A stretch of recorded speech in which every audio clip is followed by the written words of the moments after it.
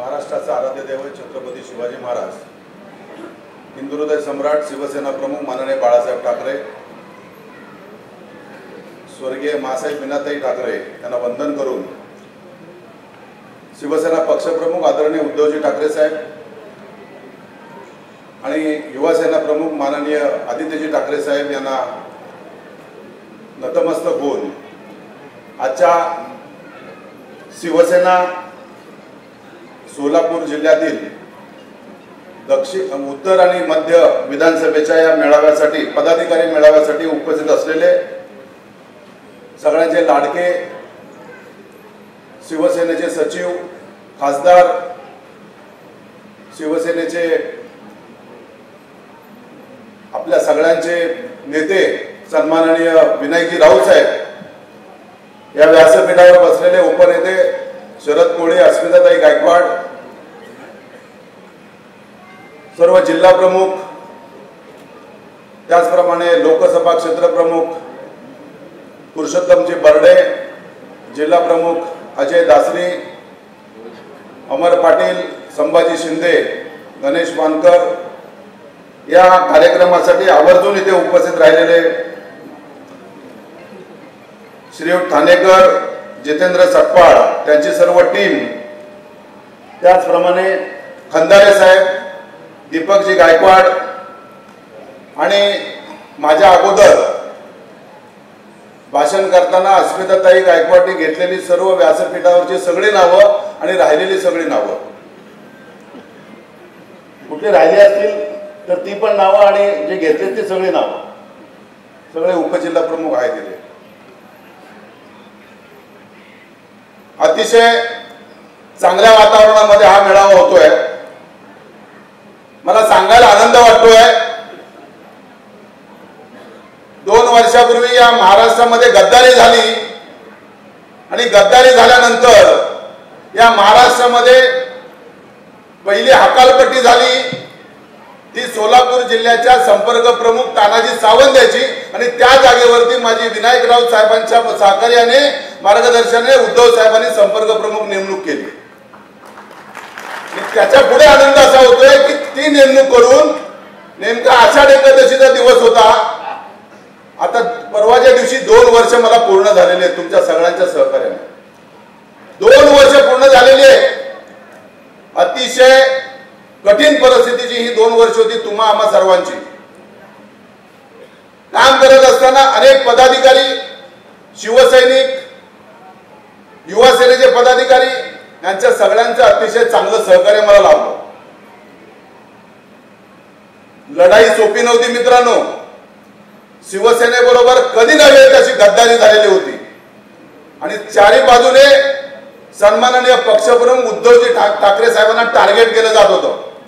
शिवसैनिकाचे हात शिवशिवत होते आणि ते शिवशिवणारे हात जर का त्यावेळेला उद्धव साहेबांनी आदेश दिला नसता किंवा सांगितलं असतं की त्या समोरच्या गद्दारांना तुम्ही जागेवरती तुम्ही जा विचारा, तर मुंबईमध्ये, मुंबईसह संपूर्ण महाराष्ट्रामध्ये हल्लाखोर झाला असता.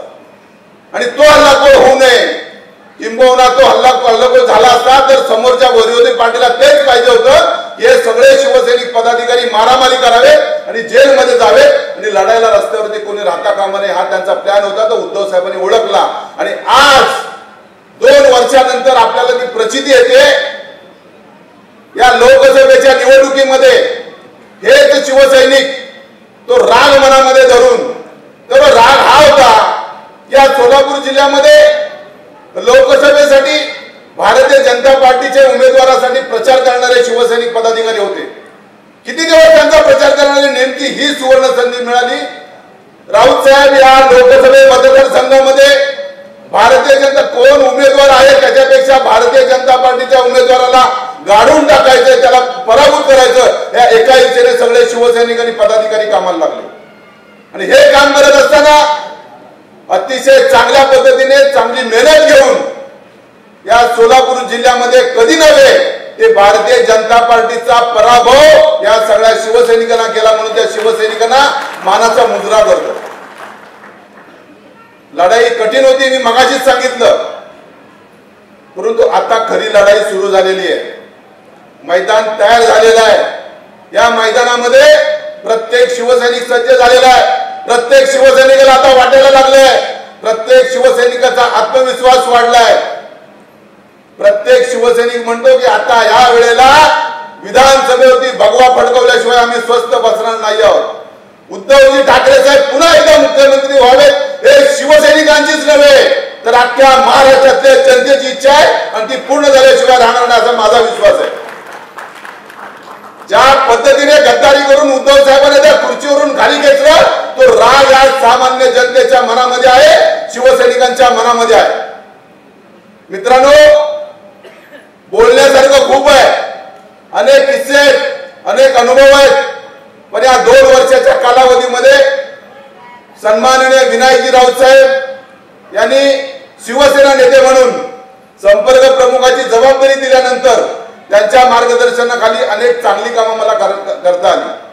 त्यांनी नेहमी विश्वास दिला, त्यांनी नेहमी आश्वासन दिलं, त्यांनी नेहमी सांगितलं की तू काम कर, आपल्याला सोलापूरमध्ये यश मिळाल्याशिवाय राहणार नाही।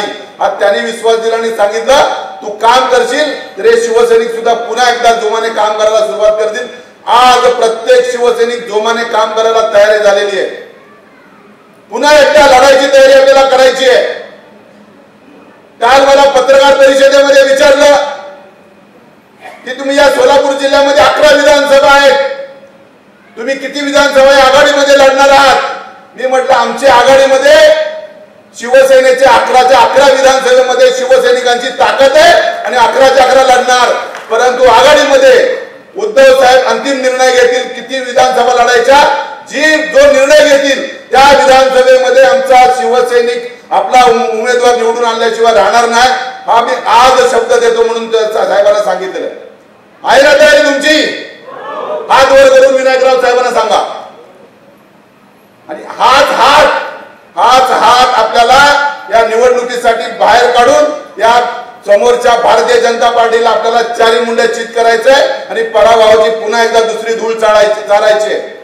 तुम्ही इथे आलात, शांत बसले, अतिशय चांगला कार्यक्रम अजय दासरी जिल्हा प्रमुख यांच्या मार्गदर्शनाखाली आपण सगळ्या शिवसैनिकांनी पदाधिकाऱ्यांनी केला। त्या सगळ्या पदाधिकाऱ्यांसाठी जोरदार एकदा टाळ्या वाजवून त्यांचं अभिनंदन करायला पाहिजे। मी इथे उभा आहे, मला ऍक्च्युली विनायकराव साहेबांचं भाषण ऐकायचंय, त्यामुळे मी जास्त वेळ तुमचा घेणार नाहीये, फक्त घोषणा देऊया आणि माझं वाचन संपवतो। छत्रपती शिवाजी महाराज की